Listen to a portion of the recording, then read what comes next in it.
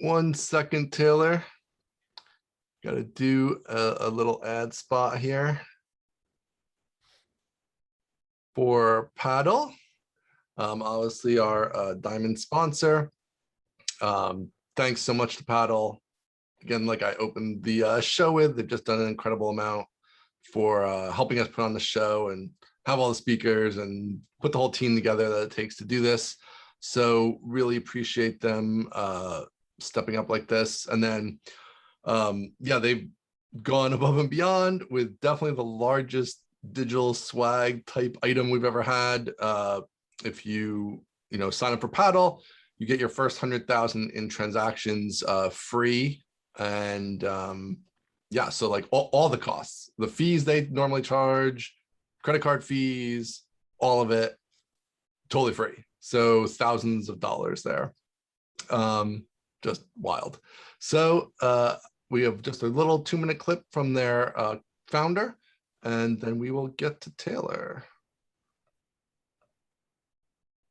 Paddle is a revenue delivery platform and service provider exclusively for SaaS and software businesses, designed to simplify and improve how software is sold around the globe. Simply, Paddle takes care of all of the infrastructure behind selling your products, from payments to subscription management, currencies and payment methods, and taxes all around the world.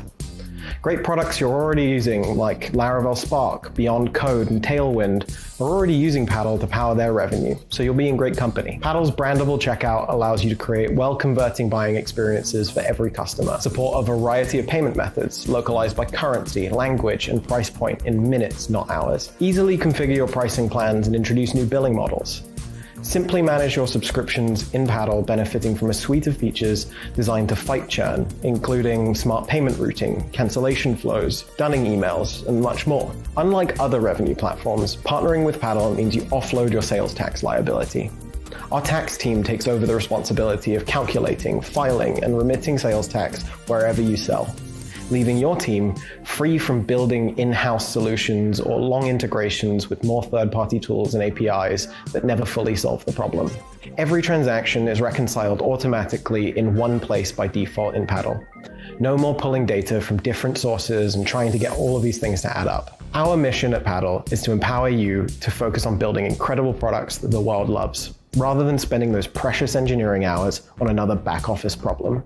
Best of all, Paddle is integrated directly into Laravel through the officially maintained Cashier package and via the incredible Laravel Spark. So you can get started using Paddle in Laravel very quickly with a lot of the heavy lifting and best practices implemented for you out of the box. And today, for the first time in Paddle history, we're offering exclusively to attendees of Laracon your first $100,000 in transactions on Paddle completely free. We'll even cover all of the underlying payment processing costs.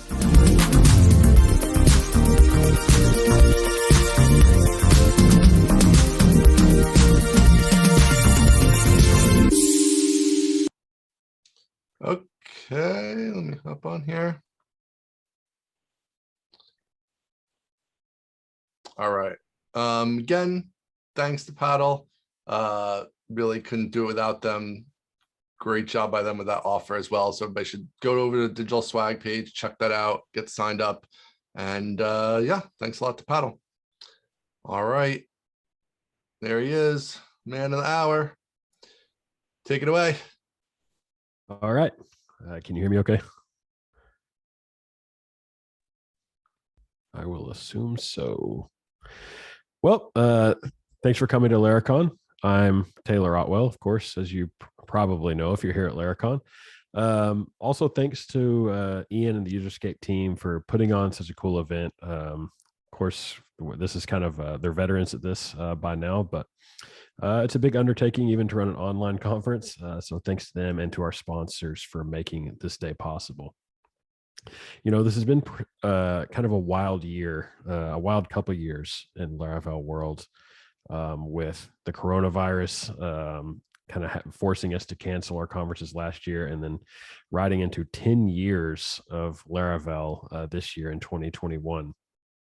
And just such a milestone that I never really expected to hit. Of course, when you launch any open source projects, I don't think anyone sets out and says, you know, I think this will still be a big thing 10 years from now, if it's ever a big thing at all.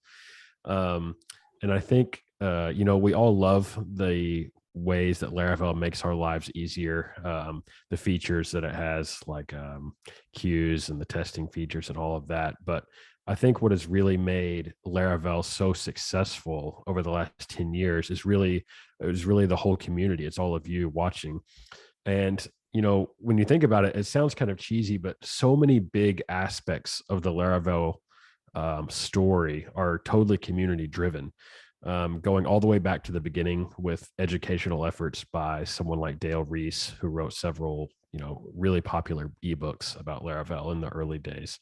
Even something as big as Laracast, in today's Laravel ecosystem, Laracast is a totally, you might say, community built project. It's not something that Laravel as a commercial entity owns or has control of or benefits from directly, other than Laracast talking about Laravel.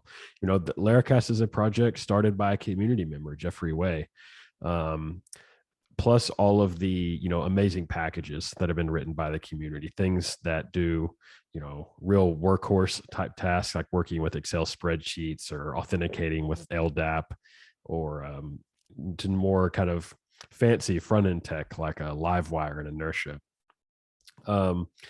And it's just, thinking back on it, it's so mind blowing to me, because when I first launched Laravel, I put the forums on SQLite. I didn't even bother setting up a MySQL database, because I figured, what's the point in going through the trouble of setting up MySQL, because no one will probably use Laravel anyway, more than just a very small handful of people at least. So why go to the trouble of setting up something like MySQL for this? Which is funny in hindsight. I actually ended up having to FTP the database down to my computer every so often to back up the SQLite database for the forums, because actually more people were using it than I expected. So I say all that to say, thank you to all of you, to the community.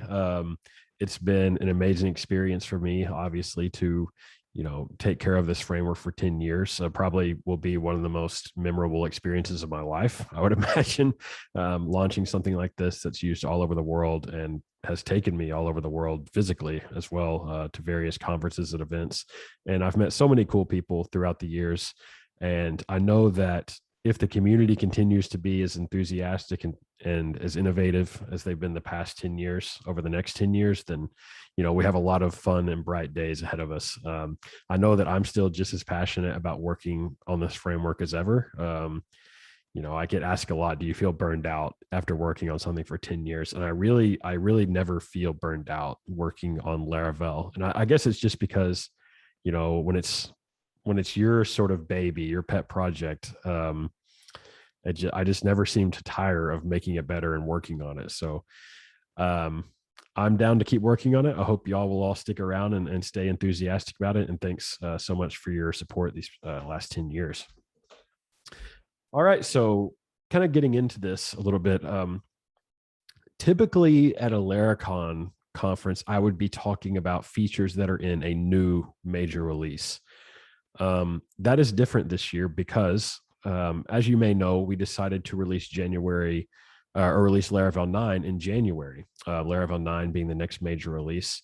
And on top of that, we decided to change the release cycle for Laravel recently. We decided to, whereas previously we made major Laravel releases every 6 months. So every 6 months you had a new major version, which really just means that the first number of the version number changes, the first digit.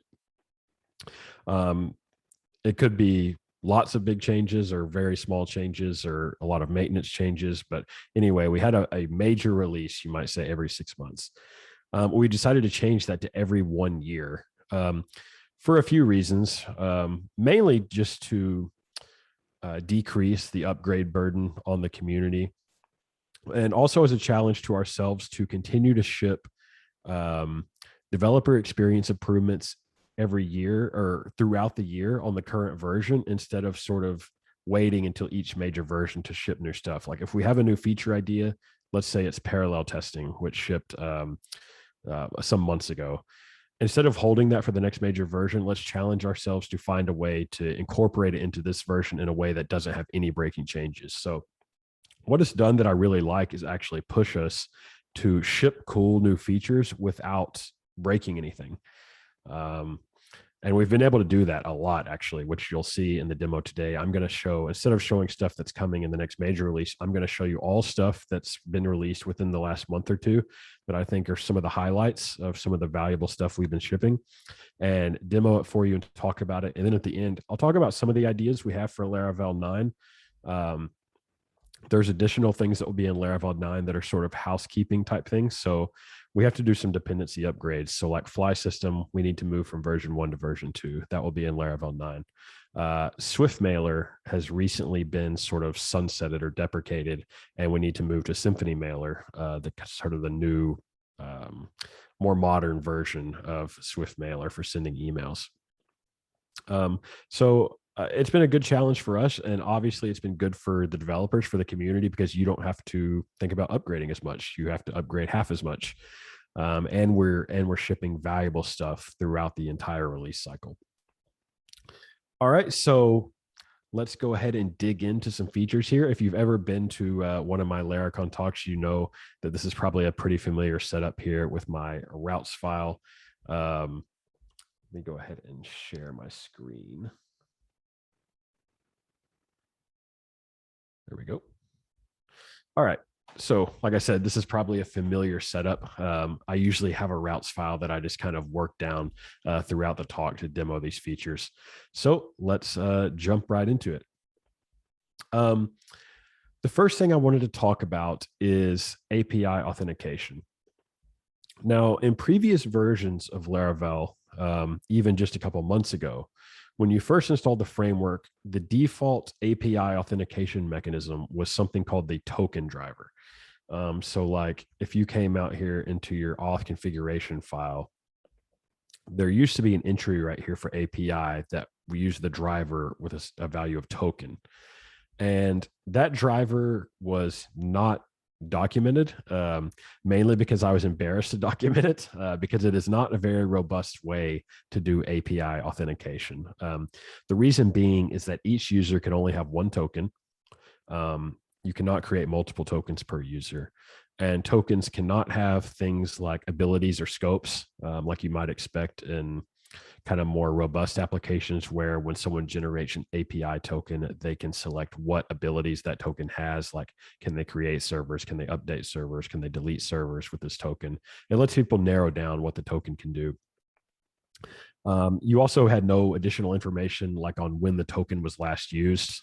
So that's another common thing you'll see in applications is when you list out the API tokens for the user so they can kind of see what tokens are out there, you can show them this token was last used 5 months ago. So maybe it's a clue that it's not actually being used anymore and they could delete the token. So that was in the default stack, but it was not documented. It was not explained. It was not really robust for what I would consider a modern Laravel application. Now, Laravel Sanctum was introduced last year to be a simple all-in-one solution to API authentication, to SPA authentication, and even to mobile application authentication. And honestly, I really love Laravel Sanctum. I'm really happy with how that package turned out. I think it really streamlines the whole API authentication experience in a way that I'm really happy with. And Sanctum does allow each user to have multiple API tokens. It lets you see when the token was last used, and it lets you assign abilities to tokens, so that each token can kind of narrowly define what it's allowed to do in the application.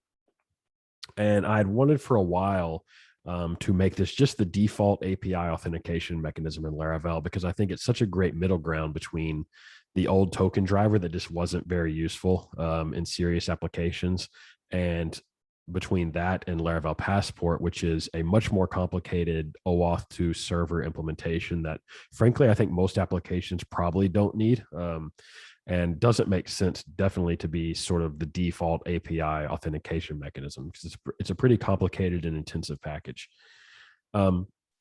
So what I decided to do is just make Sanctum the default API authentication mechanism in new Laravel applications. So if you were to create a new Laravel application today and you went to the composer JSON file, you would see Laravel Sanctum right here in the default file.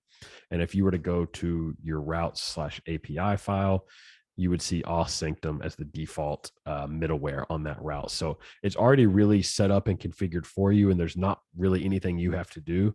The default user model also uses this has API tokens trait that Sanctum ships. So even that is totally ready to go.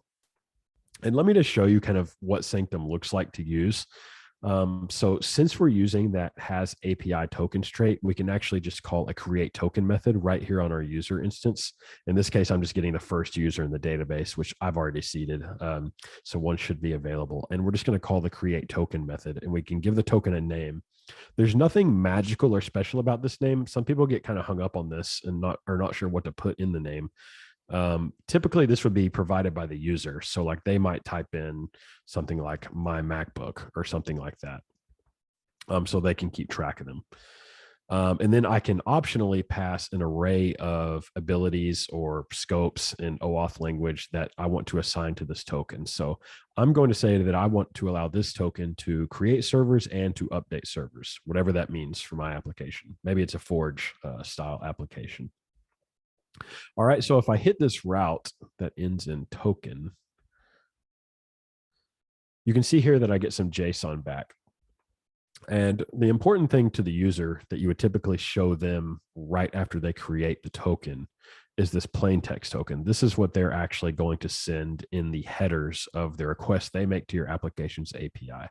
You can see there's some other stuff. Normally you wouldn't dump this out or show this in your application UI. All right, so then I'll demonstrate making a request. So when they're using this token to make a request, they would just add it to the authorization header of the request. Now I'm using Laravel's HTTP client here to demonstrate this, and it actually has a with token method to sort of conveniently place a string in the authorization header as a bearer token.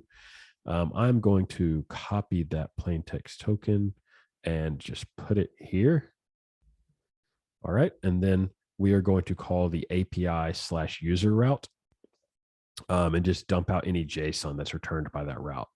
So if we go here to the API routes file, we can see that this route is just returning a JSON structure with the user, the currently authenticated user that's making the request.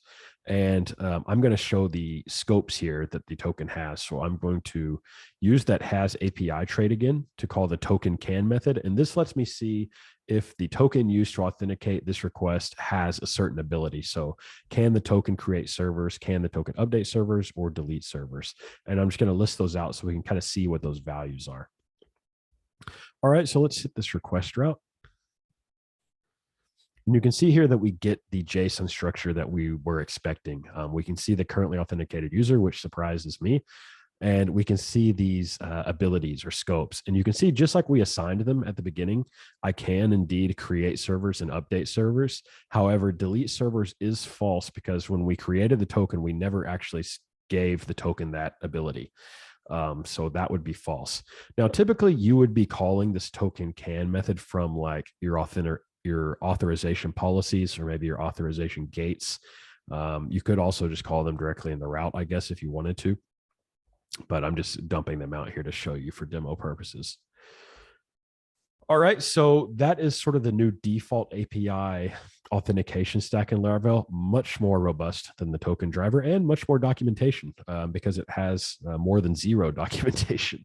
So if you go out to the Laravel website, go to the documentation for the site and then go to packages and go to Sanctum. And there is a lot of documentation out here, not only on using Sanctum to authenticate your APIs, but also how to use Sanctum to do SPA authentication and mobile application authentication, how I would approach it for authenticating those things. I know people are already using it for this in production, and I think it's a pretty nice package that gets you started really quickly.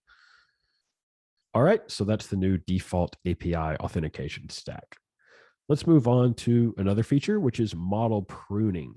This is a feature that was contributed recently by Mohammed here from the Laravel core team. And it's really born out of the needs we had at Laravel. I noticed it at first when it seemed like every application I built, I needed to prune old Eloquent records that were just old and I didn't need them anymore. They were stale for whatever reason. So like on Forge, this might be old deployment records or old alert records that are let's say 6 months old, a year old. On Vapor, it's kind of a similar thing, old deployment records. Old records you just don't really need anymore. You have no reason to keep them around. And I was kind of writing the logic manually every time in each of these applications to have a scheduled job that queries a database and purges these old records and maybe delete some related data about the record. That it really felt like there was a Laravel feature that could be here because it was such a common thing that I'd done in every application. And so I said Mohammed wrote this. It was actually Nuno that wrote this. They're probably laughing about that in the Laravel Slack. Mohammed wrote the next feature, queue monitoring. But model pruning was written by Nuno, also on the Laravel team. And so what it looks like is I have this draft model. Let's say it's like the draft for a blog post that you haven't published yet. And in my database seeder, I think I'm creating 100 of these drafts. So I'm creating 100 drafts here. All right. And if I look at my data draft factory, every created at timestamp is going to be the current date minus a random amount of months. So all 100 of these drafts are going to be some random date between now and 6 months ago. All right. And so if I look at this model, you can see that it uses the prunable trait. And this is the new trait that Nuno wrote to sort of enable this behavior. And typically, if you're going to use this trait, you're going to implement at least one method, which is prunable.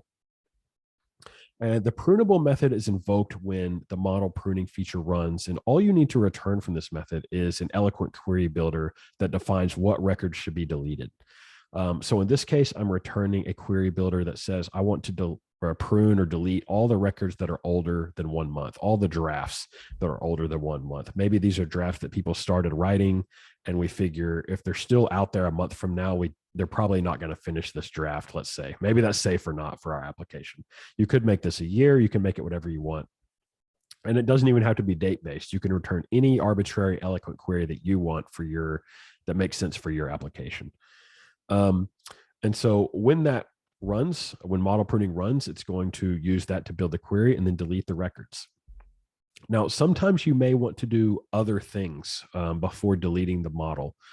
So sometimes a model might have like an associated file attachment out on Amazon S3 that you need to delete when the model is deleted. Otherwise, you'll sort of have orphaned files out on Amazon S3. So the pruning hook is invoked. You don't have to define this method, but if you do, it will be invoked before the model is deleted. So this gives you an opportunity to clean up any associated resources that are associated with the model, things like attachments, like I mentioned. All right, so once we've used the trait and we've kind of built out these methods how we want, all we have to do is run the model prune artisan command. Let me bring my terminal over here. Let me make it a little bigger for us. All right, so I will go ahead and reseed my database. And if we run artisan model prune, remember we had 100 drafts. We're deleting all of them older than a month. There should be quite a few drafts that get pruned. And you can see that 88 draft records were pruned. So I guess there were only 12 drafts that were created within the last month. So that is how model pruning works. Now, there is another approach you can take to pruning. Let me go ahead and reset the database. And if I go back into this draft model, I can actually, instead of using the prunable trait, I can use the mass prunable trait. And you might be asking yourself, Taylor, what's the difference between prunable and mass prunable?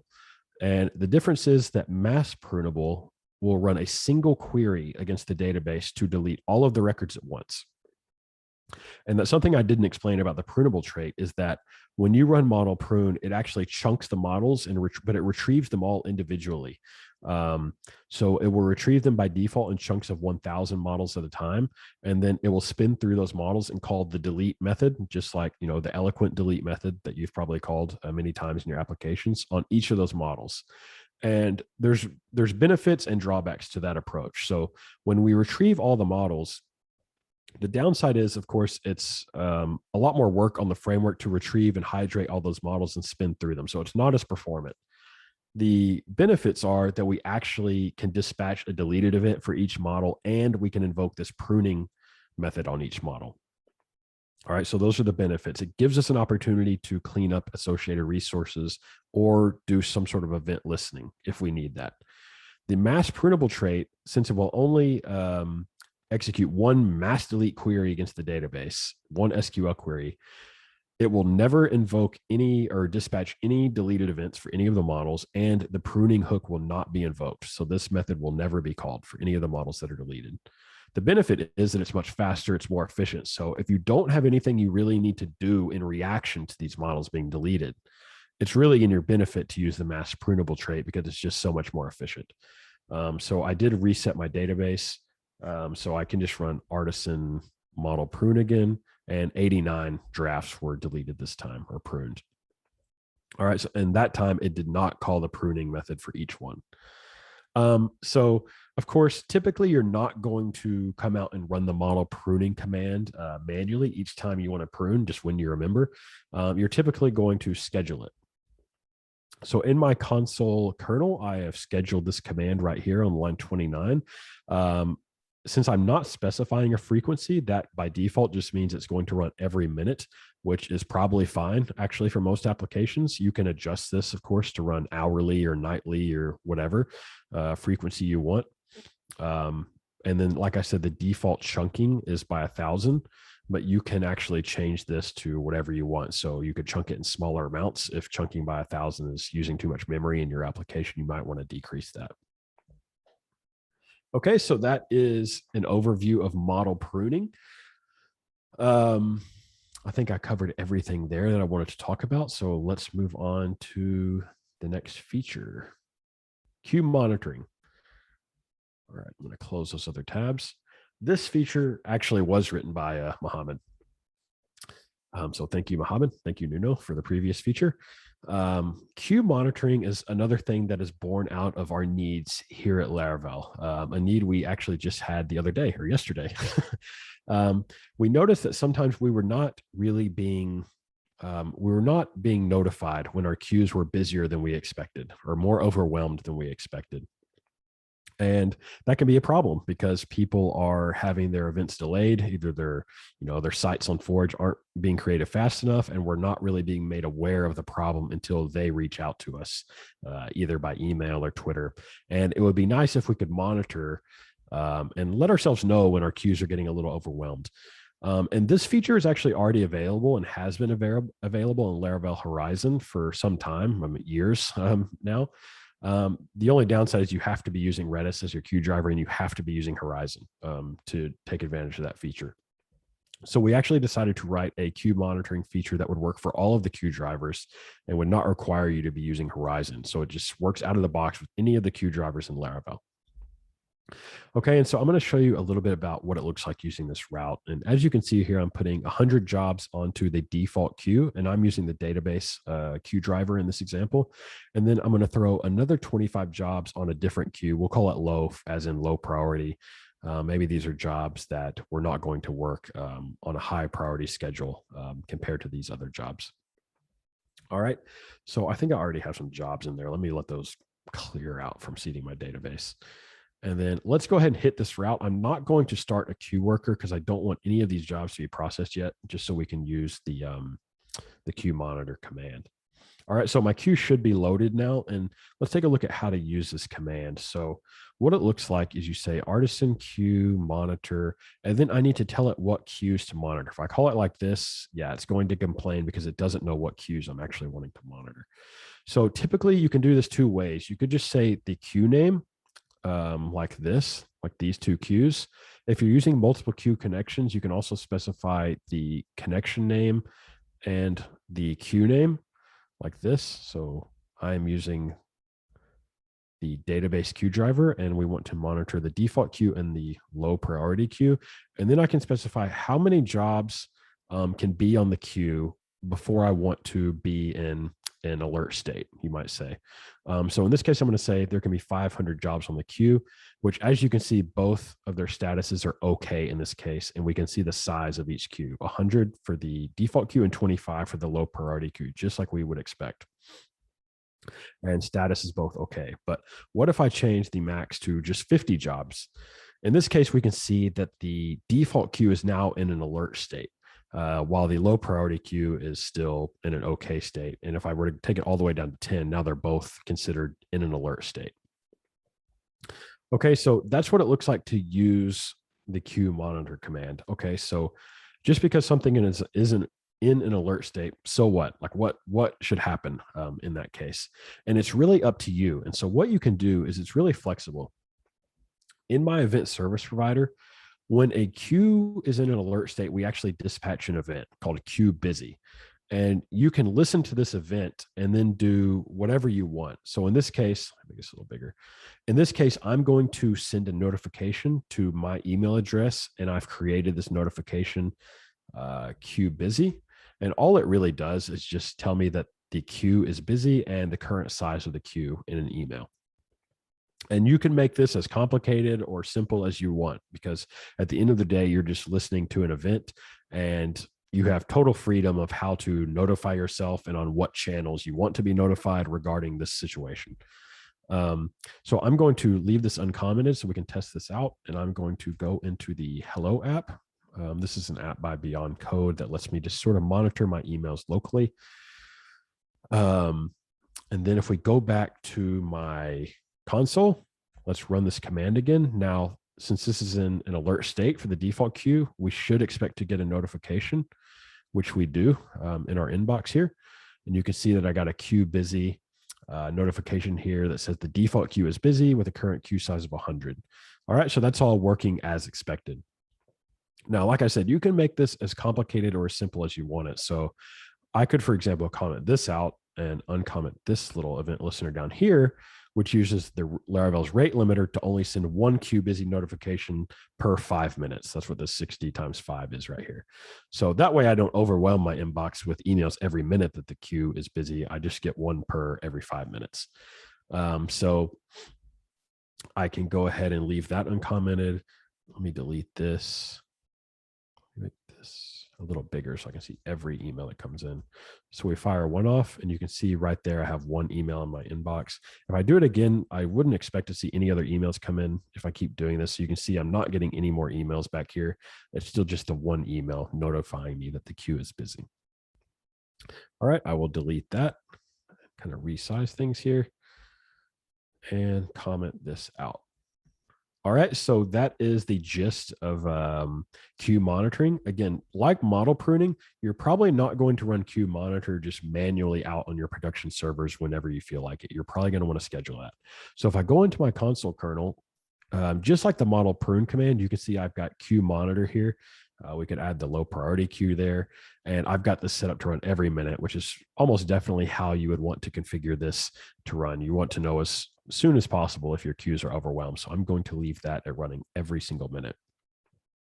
All right, and that is queue monitoring. That will kind of keep you up to speed on if your queues are overwhelmed, especially if you're not using Laravel Horizon. If you're using Laravel Horizon, you already have pretty robust queue monitoring that can notify you when queues are overwhelmed and even let you view it in a UI.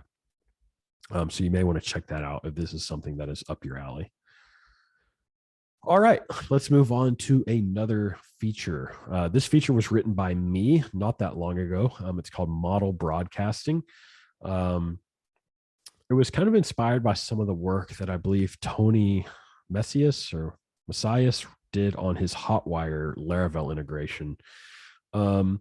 Laravel has had event broadcasting for a long time. And if you're not familiar with event broadcasting, it is a feature in Laravel that lets you broadcast your backend events, as in your backend PHP event classes, to the front end, and lets you react to them in sort of a live way using either Pusher or Node.js sockets or even Laravel WebSockets if you want to run things in pure PHP. Or we also support Ably now, which is another sort of hosted serverless pusher alternative, you might say. So event broadcasting is really nice. The only downside when using event broadcasting with models is that you have to create a lot of event classes manually. So like if I wanted to broadcast, for example, maybe I'm making a simple blog, which is what we use in this demo, and I want to broadcast that a post is created, updated, and deleted, I need to create 3 event classes: post created, post updated, and post deleted. And if I want to also do the same thing when a comment is created or updated or deleted, I need to create 3 more event classes: comment, created, comment updated, comment deleted. And you can see how that would really bloat up really quickly. And for only needing to create the events for the sole purpose of broadcasting them to your front end, it really creates a lot of files that you don't actually really need that much. And so model broadcasting is my attempt at using some conventions to just broadcast all of those model events for you really easily. And this is something that's a little easier to show rather than just explain it all the way through. So let's go ahead and pull up this application. All right, I'm going to log in here. And this is a very just naive blog implementation here, where I can list some posts. I've used Faker to create some fake posts and leave a comment or delete the post. And what we want to happen is when a new post is created, we want it to just automatically show up here without me refreshing the page. And when a new comment is created, we want to list the number of comments over here on the top right. None of these have comments right now, so that's blank.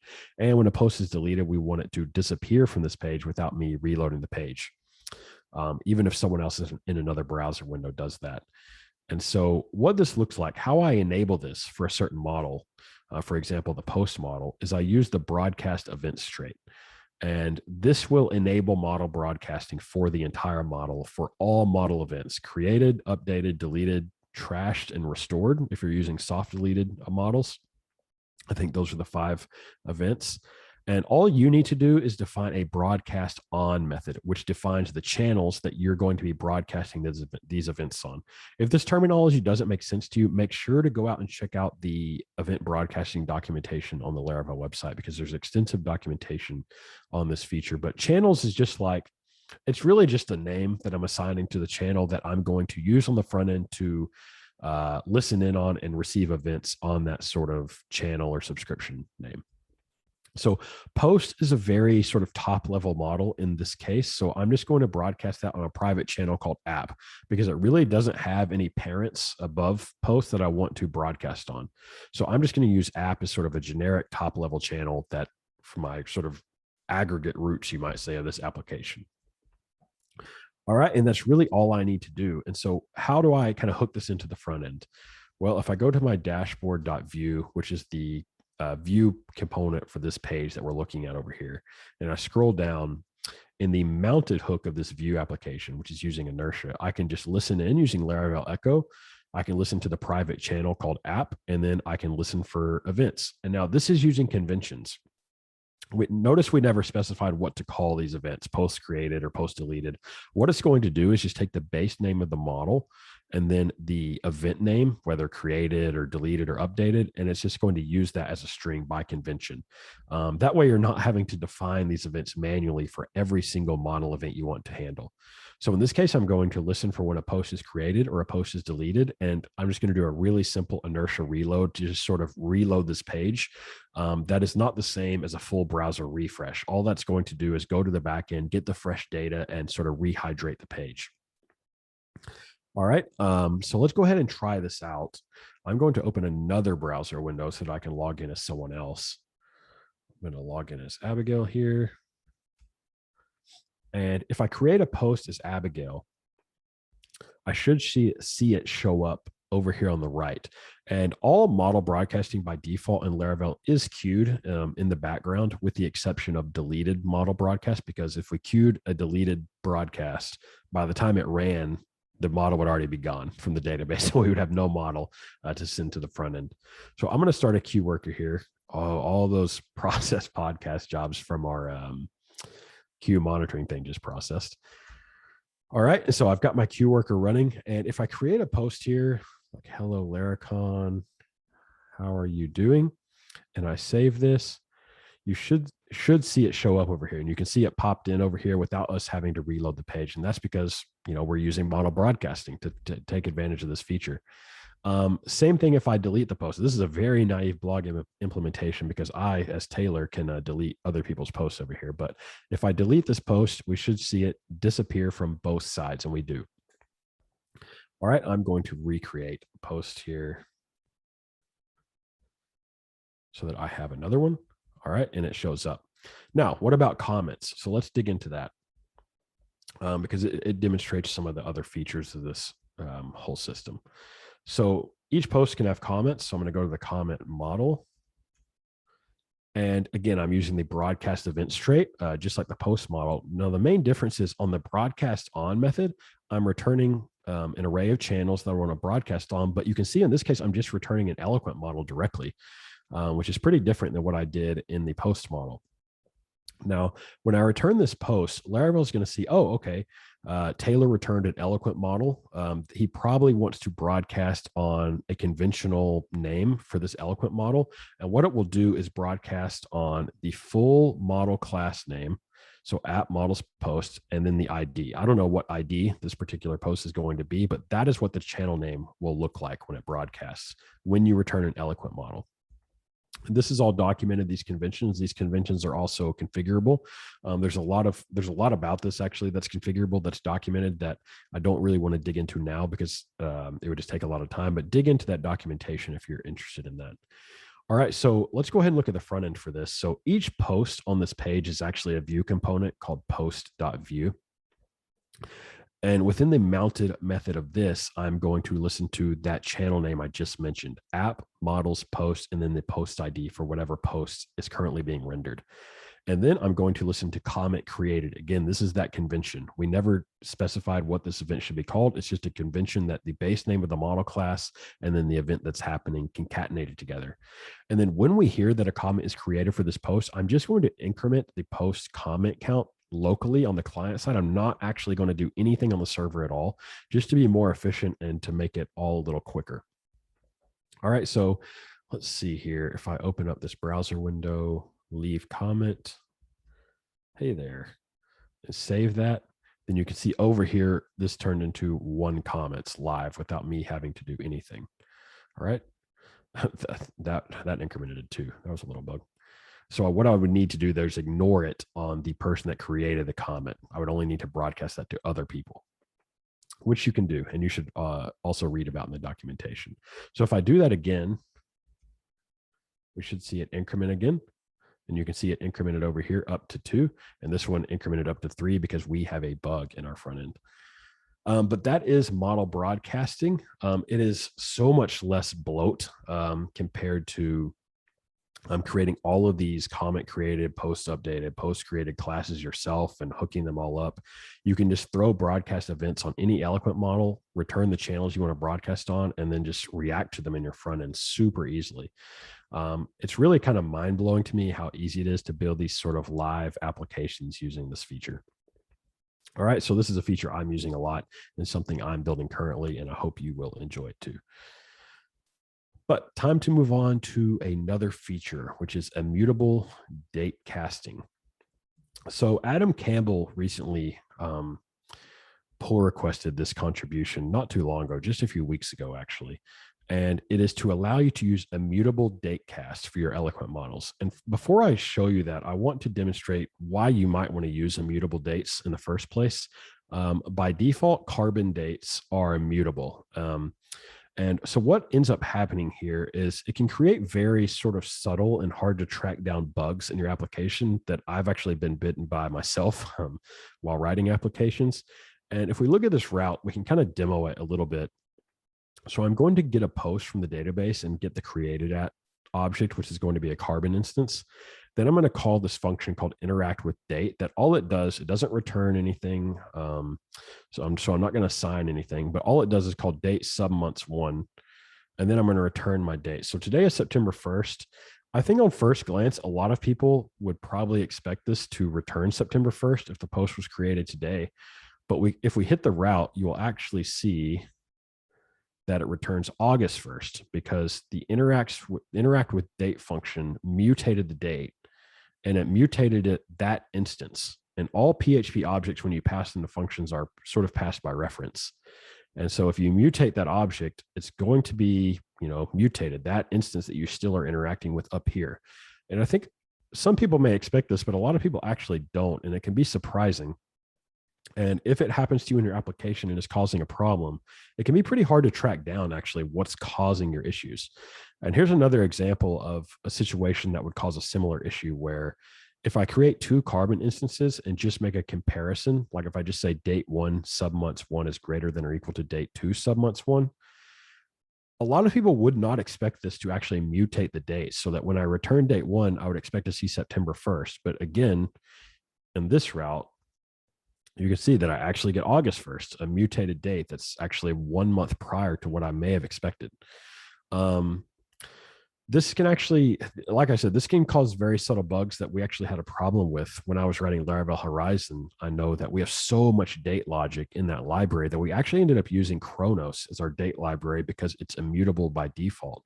That was several years ago. Carbon has since added the ability to make immutable Carbon instances. So you don't necessarily need another library. But at the time, it was so much nicer to work with immutable dates because you didn't have to worry about these sorts of subtle mutations happening in your code.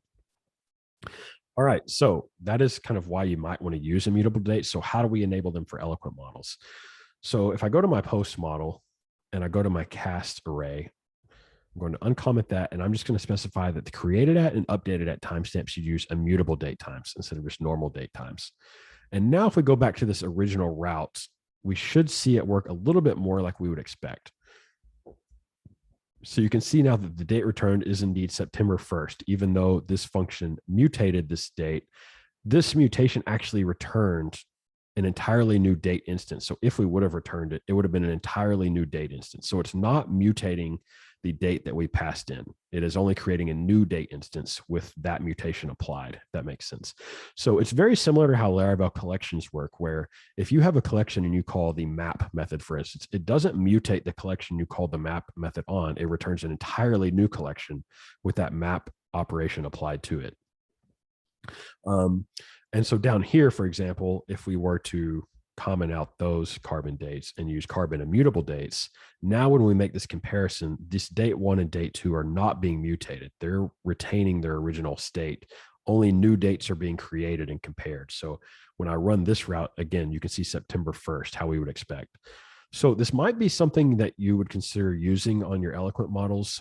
I think it's actually probably a better default for eloquent models, but we have no way to really make it the default right now without it being obviously a very large breaking change.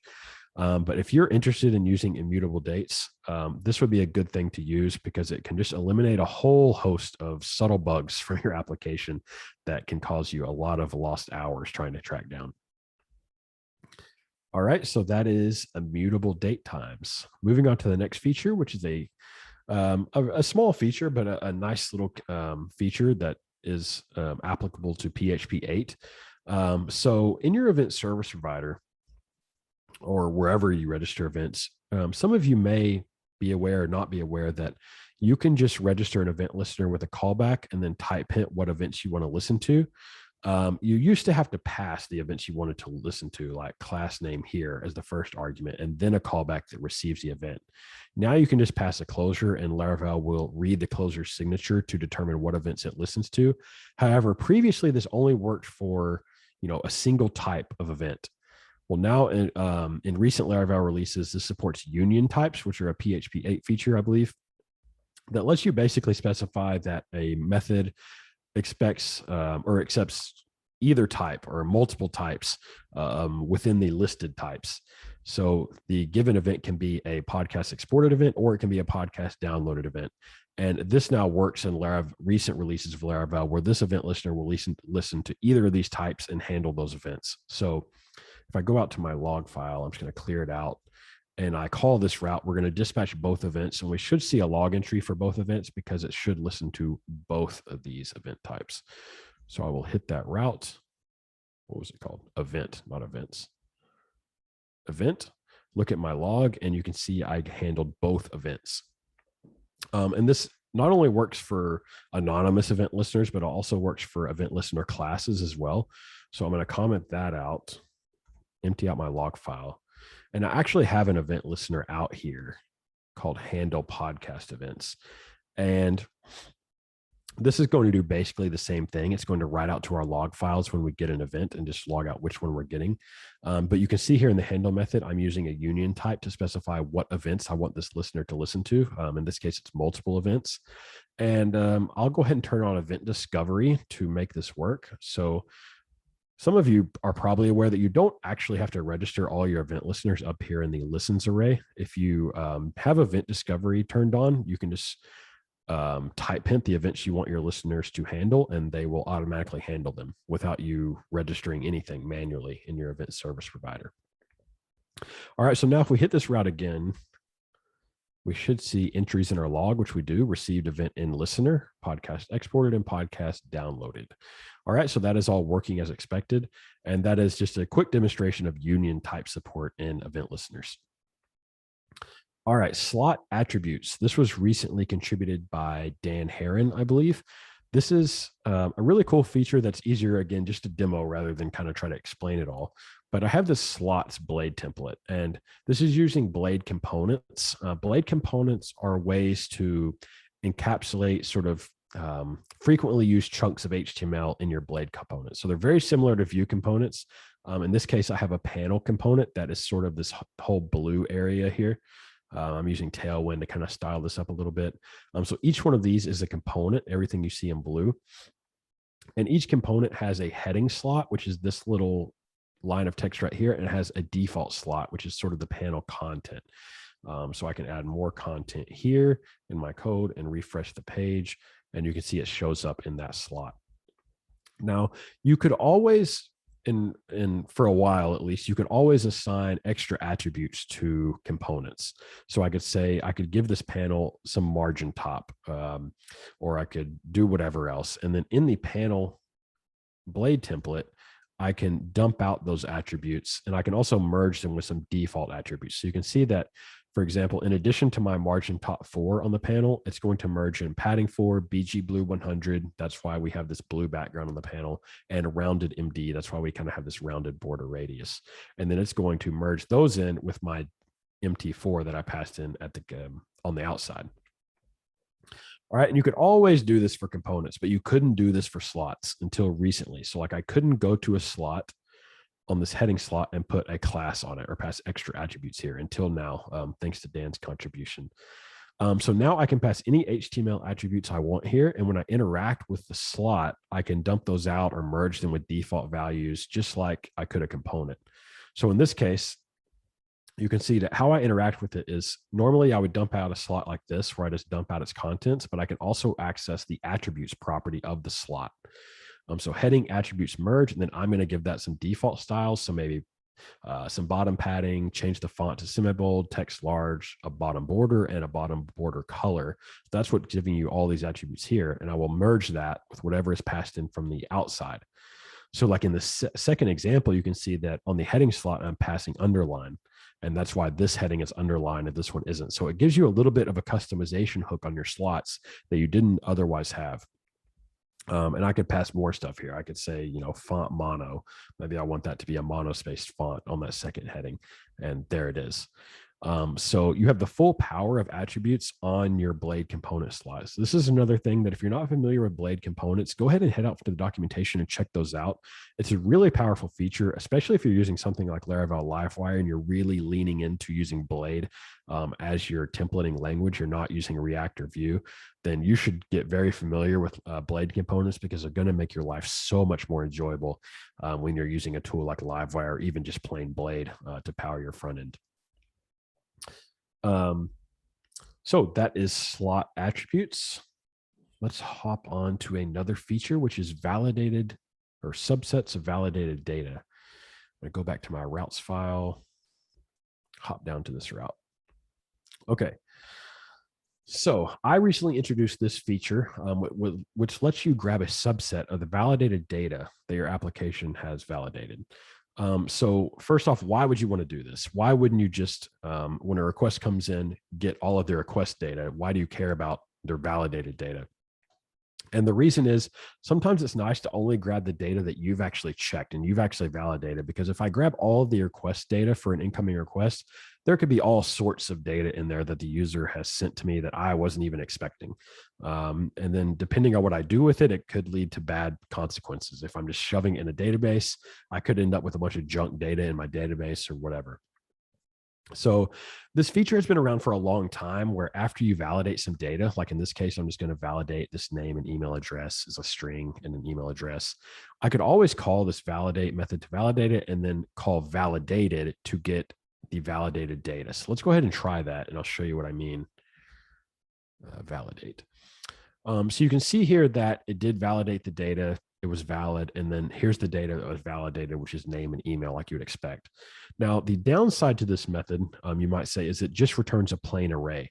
And a lot of people wanted to be able to get only a subset of the validated data or maybe everything except one field.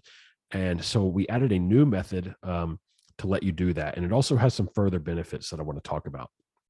So I added a validator safe method. So let's comment out the validator method and let's look at safe. So if I call this, you can see I actually get an object instance, not an array, an object of Illuminate support validated input. Now this implements a new contract. I believe it's called validated data, which is an Illuminate contract. So this is sort of the base contract for any input or data that's been validated and is considered trustworthy. And since this is an object, we can now chain on additional methods and additional functionality onto this object that we didn't have with a plain PHP array. It also implements array access and iterator aggregate interfaces that lets you spin through the validated data as if it were a plain array or access it like an array. So for example, if I comment this out, we can see that right here, I can loop through the validated data just like it was an array and dump out all of the data that's in that validated data.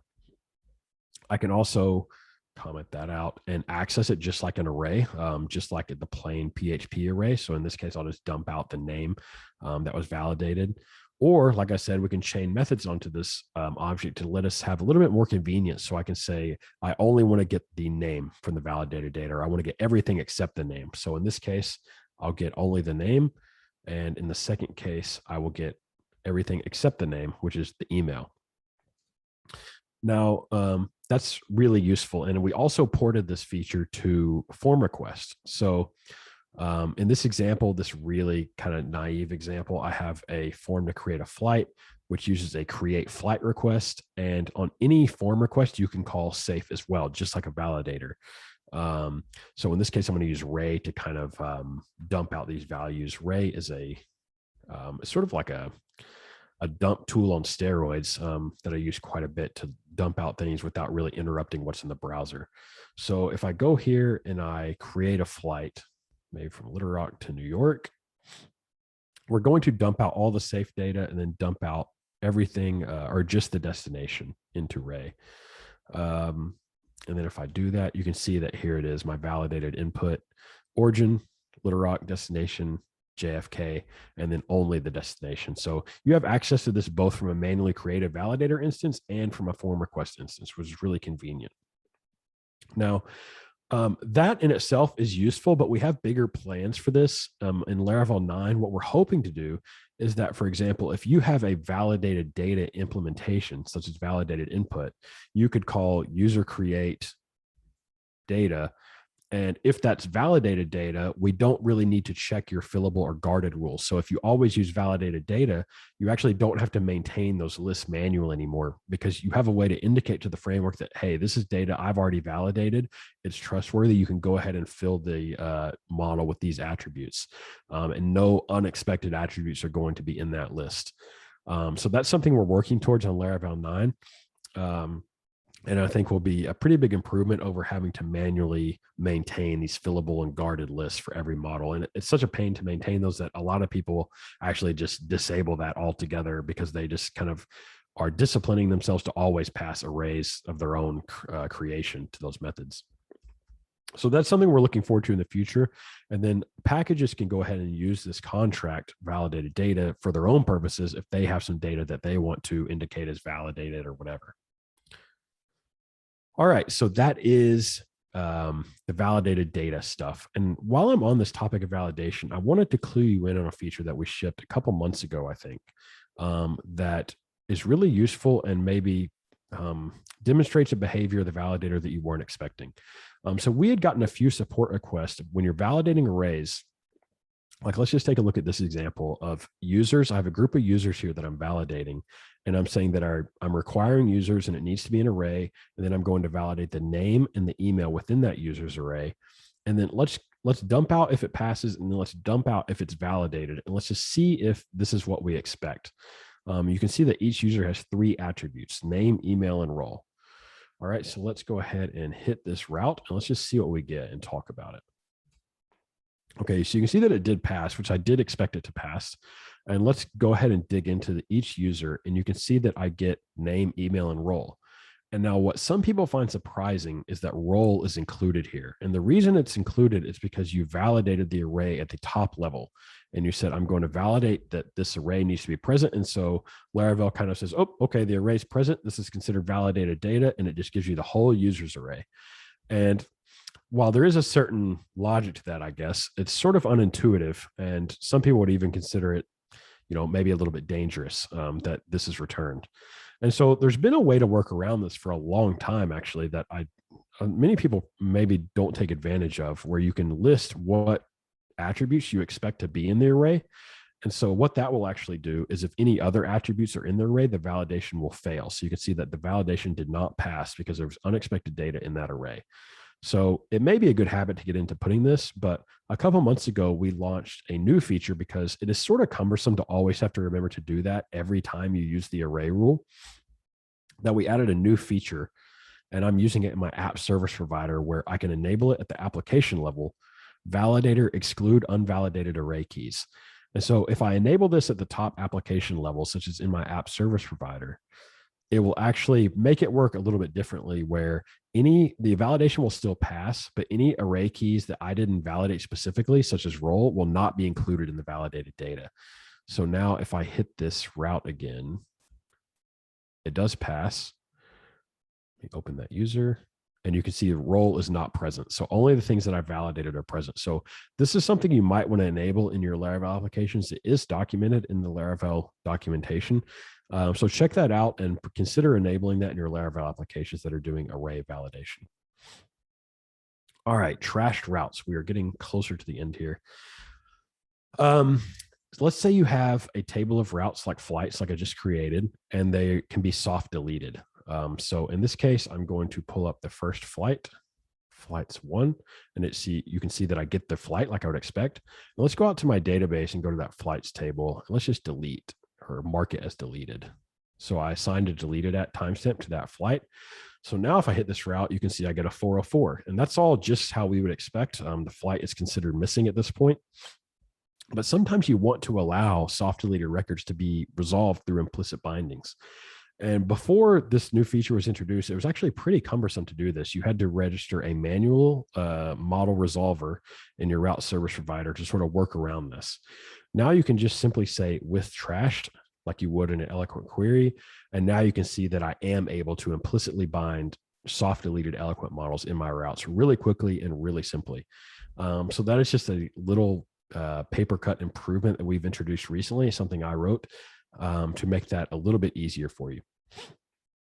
Now moving on to the last feature I wanted to demo for you today, which is the where relation method. This was also a community contribution recently. I'm going to log every query to Ray so that we can kind of demonstrate all this.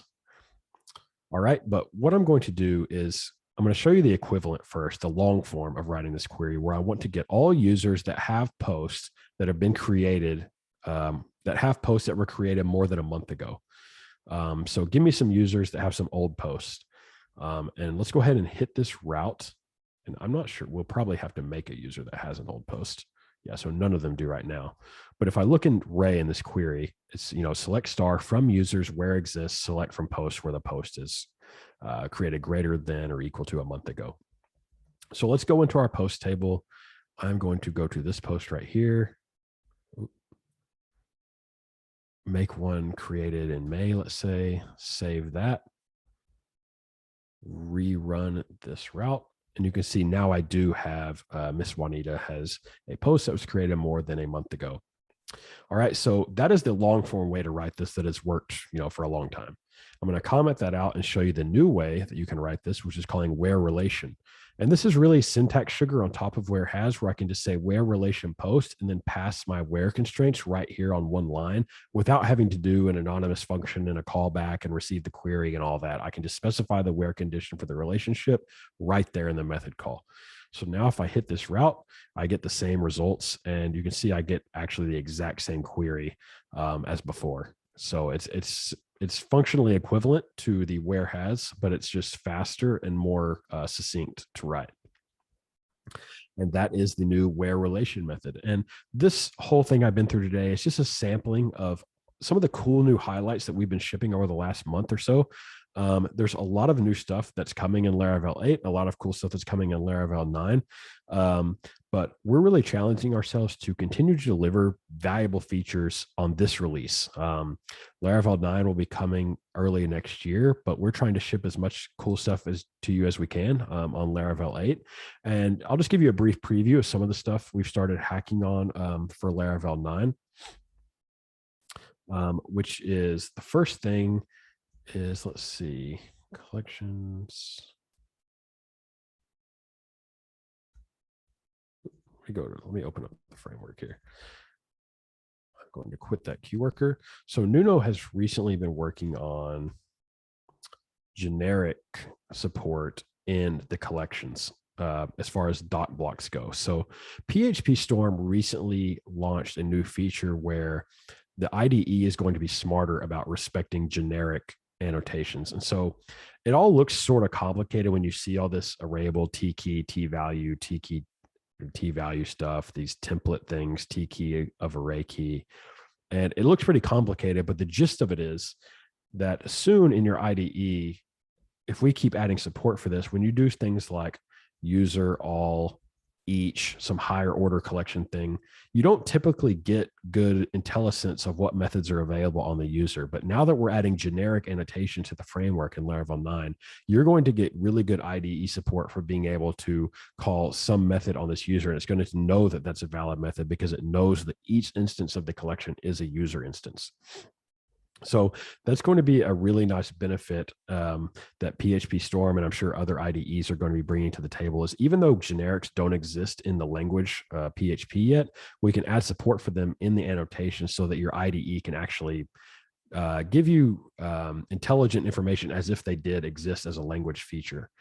So that's something we're working on. We're also working on a major new Forge redesign that Claudio's been working on. The entire UI has been overhauled, redesigned, and we expect that to launch within the next few months.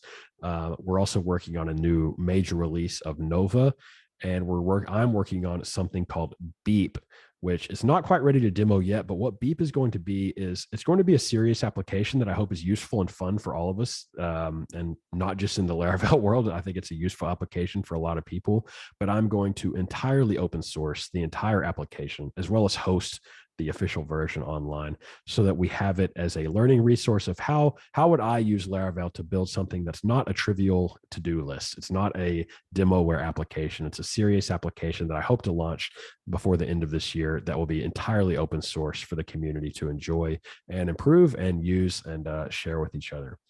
So that is my overview of some of the cool new stuff we've been shipping here at Laravel over the last few months. Again, thank you for tuning into the conference. I hope you enjoy the rest of the talks, and I'll be tuning in as well and hanging out in Discord to chat and answer any questions you may have about these features or anything else. Thanks a lot.